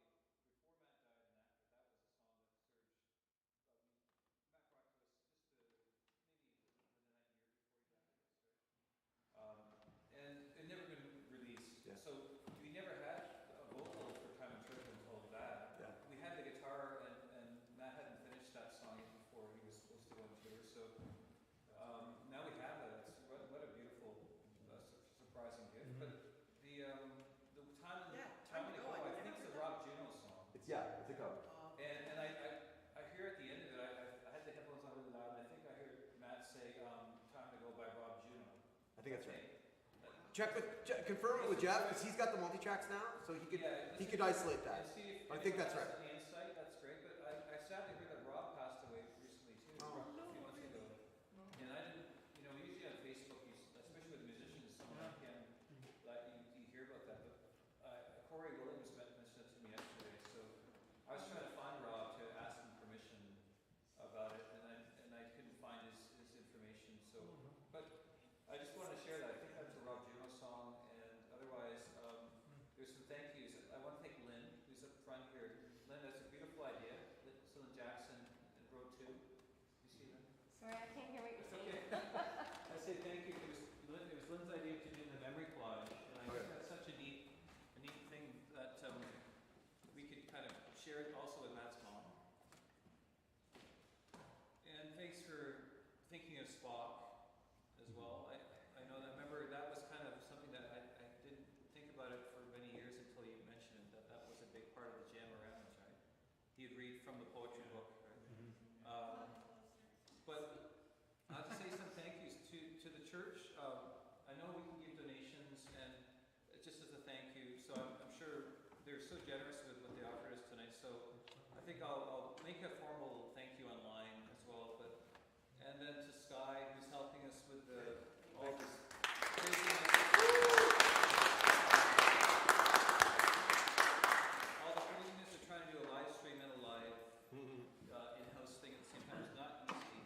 Even though technology's been around for a while, we still have lots of funny things to face with that. But Will the video be available online? Because I couldn't hear everything. yes, the live stream is online. If for any reason the quality that's been put up there isn't great, I will take it.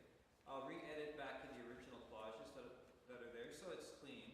If it needed, maybe it's fine on the archive on YouTube. But other than that, I was just gonna say that you don't have to rush out, but there's pizza on the other side. Have some more, or take some. Please take some. There's probably 7 or 8 pizzas sitting there. There's probably still coffee. I know it's the wrong time of the day for coffee, but I'm gonna have one. Never the wrong time for coffee. Never the wrong time. There's a musician speaking. And I think just as a real heartfelt thank you, I feel like this is a community really, right? We have that's sort of has its own, I think our own special memories that I feel fortunate to have. They're also it's a deep experience with Matt's music. So I think that a lot of people here, you hear a lot of comments, people are talking about how great a musician Matt was, but I think the reason that this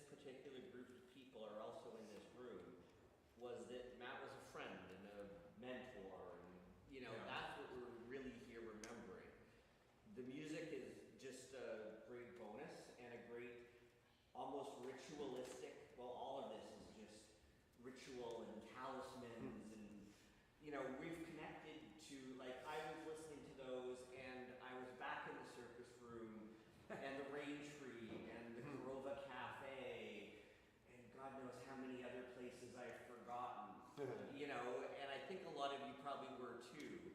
You know, those moments in time, we're connected back to them again, and that was quite magical. So thank you, everyone who put this on, and I'm glad I could be a part of it. Yeah, appreciate you. Thanks for being here.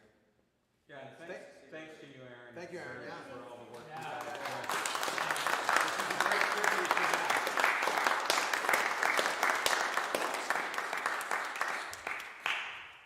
Well, I'm just glad you're here, and as Serge said, please, you know, if you see a poster, if you want to grab something, we'll let this hang up for a little longer. I know we have to be out of here at a certain time. I have no idea what time it is. 9 o'clock. 9? Well, that's perfect. 9? Okay, so I was hoping I'll start packing up stuff in about 20 minutes, 30 minutes. So I was just going to hang out, have some pizza, coffee. You guys are welcome to for a little longer. Yeah, and then if there's something that anyone wants to take from over here, you know, let me know. There's some things that we all have different, some different treasures from Matt, and I have to admit some of them I didn't even know I had until recently. But yeah, just let me know. Lynn made these little cool cards. Yeah, whatever cards. You can take one of those at least if you want. And there's some of the stuff I guess we may not have copies. So ask me if there's something you'd like, and I'll let you know if you have a copy of it, and you can just take it. But please only take box sets too. And, But Chuck is playing a show tonight, but he says hello, Oh, okay. and he's thinking of it. Oh. Yes. Well, I had a bunch of people message me. I haven't even had a chance to look at my phone. Probably to say hi and share that they could be here. I think Yeah, oh, and Jeff was starting to hear his microphone.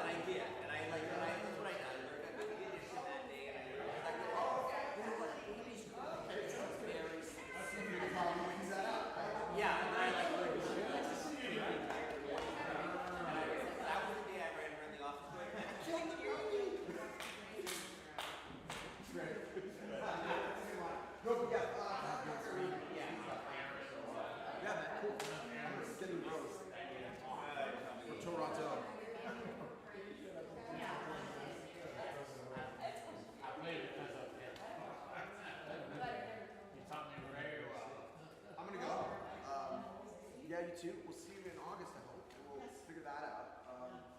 Where has his name gone? It was interesting that. Well, that's yeah. So once I get the full details going, we'll get back on the little chat there and see what. No, we'll just. I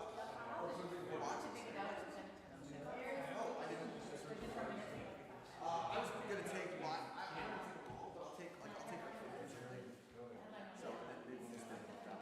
No, I believe it's the same thing. Like, I'm not gonna have it. I don't mind storing it, but I'm just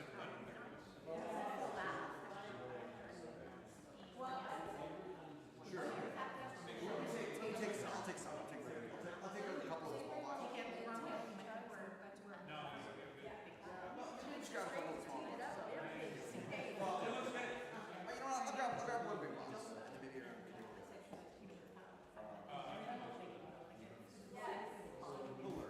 okay.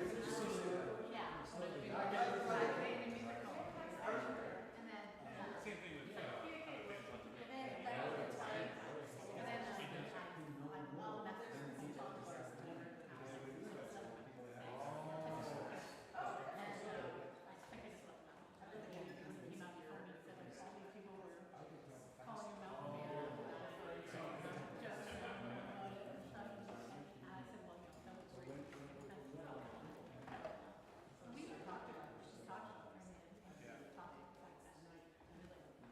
Yeah.